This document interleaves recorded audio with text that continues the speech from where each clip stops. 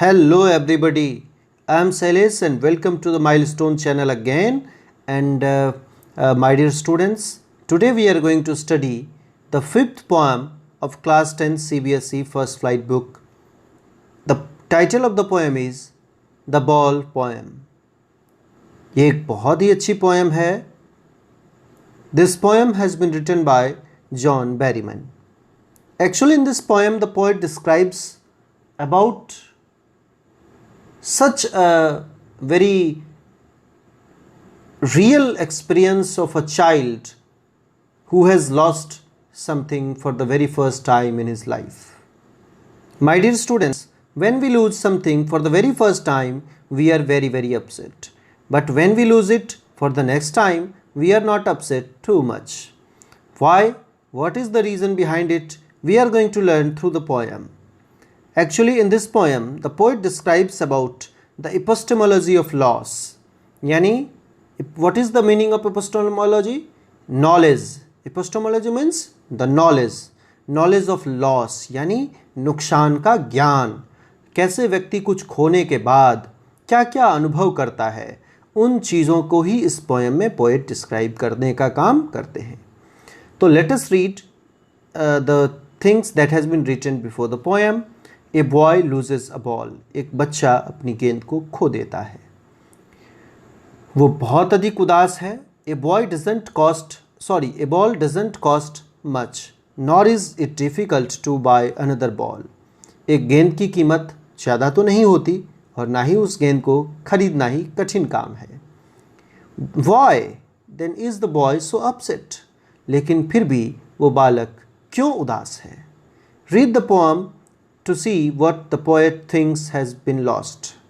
Actually उस गेंद के साथ पोएट क्या कहना चाहते हैं कि और क्या क्या खो गया है, उस चीज़ को देखो. What the boy has to learn from the experience of losing something. Actually poet यहाँ पर किसी चीज़ को खोने के बाद किस चीज़ का एक्सपीरियंस उस बच्चे के द्वारा किया जा रहा है. यानी बच्चा उस जो किसी चीज़ को खोने का जो अनुभव है, उस खोने के अनुभव से वो बालक क्या चीज़ सीखता है, यही चीज़ हम लोगों को भी पोएट इस पोएम के माध्यम से कहना चाहते हैं. Let us come to the poem now. What is the boy now who has lost his ball. What is he to do. I saw it go merrily bouncing down the street and then merrily over. There it is in the water. No use to say, oh, there are other balls. An ultimate seeking grief fixes the boy. As he stands rigid, trembling, staring down all his young days into the harbor where his ball went. I would not intrude on him. A dime, another ball is worthless. Now he senses his first responsibility. In a world of possessions, people will take balls. Balls will be lost always, little boy. And no one buys a ball back. Money is external. He is learning well behind his desperate eyes the epistemology of loss and how to stand up, knowing what every man must one day know, and most know many days how to stand up. The poem has been written by John Berryman. My dear friends, we are going to study the poem from the beginning once again, and we will know the meanings together. So let us start. कहता है, what is the boy? वो बालक क्या है? Who has lost his ball? जिसने अपनी गेंद खो दी. What is he to do? अब वो क्या करेगा, क्या करना है अब उसको. आई सॉ इट गो. मैंने इसे जाते हुए देखा. देखो यहाँ पर इट जो आया है वो गेंद के लिए ही आया है, बॉल के लिए आया है. मैंने इसे जाते देखा, मैंने बॉल को जाते हुए देखा. Merrily bouncing. Merrily means happily. Bouncing means jumping. बहुत ही खुशी के साथ वो गेंद को उछलते हुए जाते हुए मैंने पोएट ने देखा. डाउन द स्ट्रीट मीन्स गलियों से होते हुए. And then merrily over. There it is in the water. और फिर वो देखो वहाँ वो गेंद वहाँ चला गया है. कहाँ?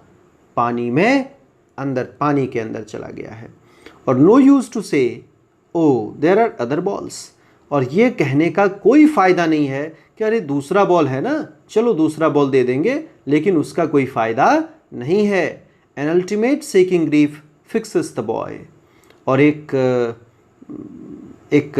बहुत ही गहरा, हिला देने वाला दुख, संवेदना, पीड़ा, कष्ट वो उस बच्चे को घेर लेता है।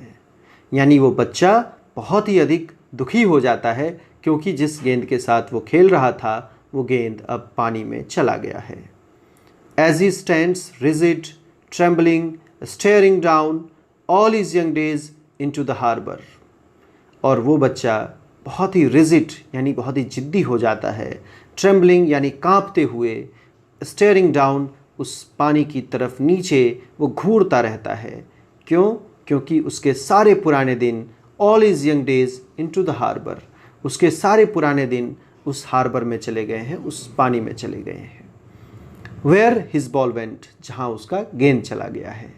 आई would not intrude on him, मतलब इंट्रूड का मतलब टू इंटरफेयर, मैं उसमें इंटरफेयर नहीं करूँगा, मैं उसको ये नहीं कहूँगा, कुछ नहीं कहूँगा कि अरे तुम क्यों रोते हो, चिंता मत करो, मैं तुम्हें दूसरा बॉल दे दूँगा, कुछ भी मैं उस बच्चे की परिस्थिति में मैं इंटरफेयर नहीं करूँगा। I would not intrude on him means I would not interfere in his own situation condition.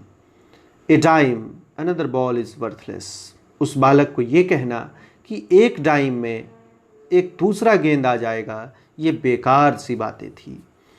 Dime एक करेंसी है, जैसे अपने यहाँ रुपीज़ होती है वैसे अमेरिकन करेंसी होती है डाइम। नीचे आई होप कि इसका मीनिंग दिया होगा, है ना।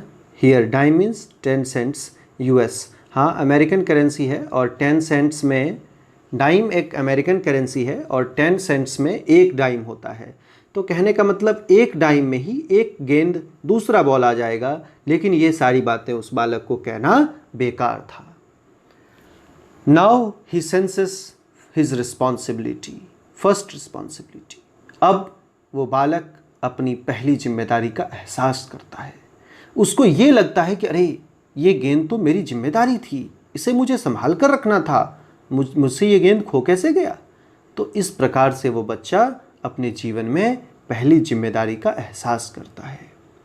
इन अ वर्ल्ड ऑफ पोजीशंस, और इस अधिकारों की दुनिया में, एक ऐसी दुनिया जहाँ हर व्यक्ति अपने अपने अधिकारों की चिंता करते हैं, अपने अपने स्वार्थों की चिंता करते हैं। हर व्यक्ति को ये पता है कि उसका क्या है क्या नहीं है, और हर व्यक्ति कहीं ना कहीं अधिक से अधिक चीज़ों को पाने की लालसा लिए चलता है। उस वक्त ये बालक भी अपने जीवन में अपनी जिम्मेदारी का पहली बार एहसास करता है। पीपल विल टेक बॉल्स, अब यहाँ से बहुत अच्छे से ध्यान दीजिएगा।